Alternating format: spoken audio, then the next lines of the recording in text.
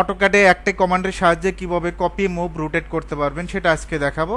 সর্বপ্রথম অবজেক্টটা সিলেক্ট করবেন, সিলেক্ট করার পর এমওসি লিখবেন। কি লিখবেন? MOC, enter. এন্টার দেওয়ার পর বেস পয়েন্টে ক্লিক করবেন। ক্লিক করার পর দেখেন এখানে যদি আপনি মুভ করতে চান মুভ হবে, কপি করতে চাইলে কপি হবে। মুভে ক্লিক করব, অবজেক্টটা একেবারে মুভ হয়ে যাবে। আবার যদি কপি করতে চান কপিতে ক্লিক করবেন, অবজেক্ট কপি হবে। জাস্ট ইন্টার দেব। ইন্টার দেওয়ার পর যদি রোটেট করতে চান অবজেক্টটা রোটেট করতে পারবেন, রোটেট হয়ে যাবে। যদি স্কেল করতে চান স্কেল করতে পারবেন। 0.5 দেব,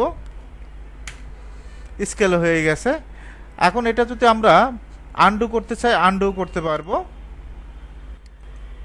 একটা পলিগন নেই, পলিগনে ক্লিক করবেন।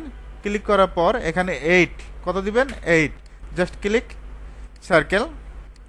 ওকে, এটা যদি আমরা জাস্ট কপি করতে চাই অবজেক্টটা সিলেক্ট করার পর এমওসি, এন্টার, বেস পয়েন্টে ক্লিক করব। এখান থেকে যদি কপি করেন কপি হবে।